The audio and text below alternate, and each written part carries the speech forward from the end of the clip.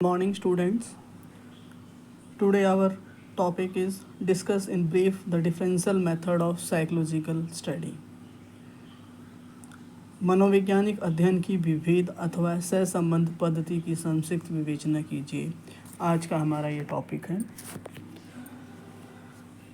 प्रयोगात्मक विधि में प्रमुख बात यह है कि प्रयोगकर्ता स्वतंत्र चर में परिवर्तन लाता रहता है, किंतु अनेक ऐसी समस्याएं होती हैं जिसमें प्रयोगकर्ता का दखल देना न तो वांछित ही होता है न बदुहा संभव होता है। ऐसी समस्याओं के लिए अनुसंधान की एक अन्य विधि का प्रयोग होता है।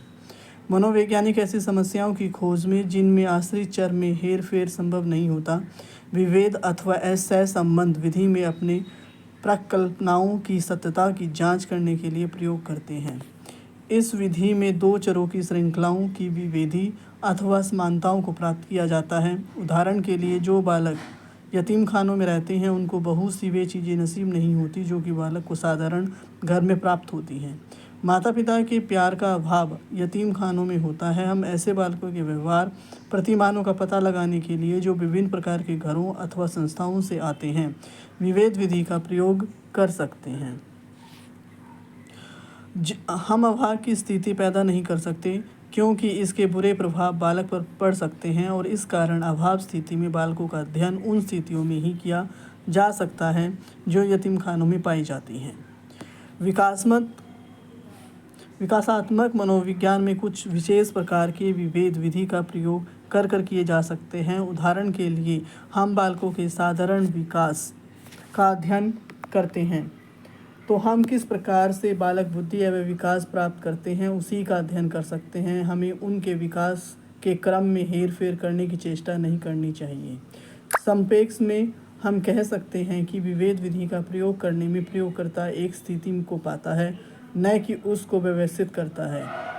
विषयी के व्यवहार का अध्ययन किया जाता है जो कि उसके लिए सामान्य है। इस विधि में स्वतंत्र तथा आश्रित चर दोनों मौजूद रहते हैं, किंतु उस स्वतंत्र चर में हेर फेर नहीं किया जा सकता। उनकी पहचान संभव, आकस्मिक एवं पूर्व स्थित दशाओं के रूप में की जाती है जो आश्रित चरों से संबंधित किए जा सकते हैं। इस विधि में अनेक ऐसे नियंत्रण जो प्रयोगात्मक विधि में लगाए जा सकते हैं। यही निष्कर्ष पर आने के लिए यह भी वांछित है कि एक नियंत्रित समूह बनाया जाए। उदाहरण के लिए, हम बालकों के आगमन का संबंध उनकी और उनके अभिभावकों की अभिवृत्तियों के संबंध में करना चाहते हैं। अगर हम ऐसे 50 बच्चे छांट सकते हैं जो आक्रमणशील हैं, ऐसा हम निरीक्षण द्वारा अथवा किसी अन्य विधि के द्वारा भी कर सकते हैं। हम इन बालकों की और उनके अभिभावकों की अभिवृत्तियों का अध्ययन करते हैं और पाते हैं कि अभिभावक ऐसे बालकों को न स्वीकार करना आक्रमण से संबंधित है, किंतु वह निर्णय एक नियंत्रित समूह के बिना विश्वसनीय रूप से स्थापित नहीं किया जा सकता। हमें चाहिए कि एक नियंत्रित समूह को आक्रमण विहीन बालकों को हो, जो भी उसको ले और पता लगाए कि समूह के बालकों को जितनी अस्वीकृतता उनके माता पिता द्वारा है, यदि दोनों प्रकार के बालकों के समूह में अभिभावकों द्वारा अस्वीकृतता में महत्वपूर्ण विभेद है, तो हम कुछ विश्वास के साथ कह सकते हैं कि अभिभावकों द्वारा अस्वीकृतता आक्रमण व्यवहार से संबंधित है।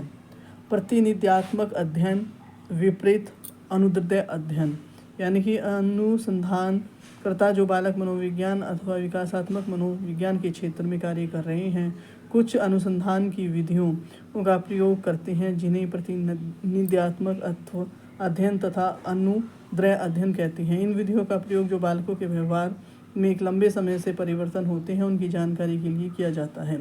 प्रतिनिध्यात्मक अध्ययन में विभिन्न आयु के बालकों का निरीक्षण किया जाता है और उनके व्यवहारों का लेखा जोखा नोट कर लिया जाता है। जो परिवर्तन एक आयु अवस्था से दूसरी में होते हैं वह एक गुण अथवा विशेषता के विकास का अनुमान देते हैं। उदाहरण के लिए, बालकों के विकास की विभिन्न अवस्थाओं में संवेगात्मक विकास की समस्याओं का समाधान उनका शैशव काल, बाल्यकाल और किशोर काल और प्रौढ़ अवस्था में अध्ययन करके प्राप्त किया जा सकता है।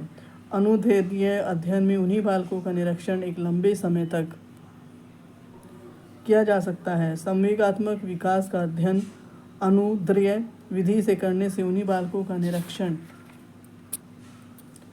जन्म से प्रौढ़ावस्था तक किया जाता है। इस विधि इस प्रकार के विकासात्मक प्रक्रिया का एक अच्छा चित्र प्रस्तुत करती है, क्योंकि बालक वही होते हैं जो वातावरणीय तत्वों का तथा अन्य तत्वों का प्रभाव सब विकास की अवस्थाओं पर नियंत्रित रहता है। इसके विपरीत प्रतिनिध्यात्मक विधि में विभिन्न बालकों में वातावरण का अभाव विभिन्न होता है, जबकि कुछ निष्कर्ष पर आने के लिए उन्हें एक समान ही माना जाता है। यद्यपि अनुदैर्घ्य विधि अच्छी समझी जाती है, फिर भी इसका प्रयोग वैज्ञानिक अध्ययनों में बहुत कठिन है, क्योंकि ऐसे विषयों की मिलना मुश्किल हो जाता है जिनका लगातार एक लंबे अरसे तक निर्धारित किया जा सके। इसके अतिरिक्त इस अनुसंधान विधि में बहुत परिश्रम, व्यय और समय लग जाता है। ये आज का टॉपिक था। ध्यान से इसको स्टडी करना। Thank you.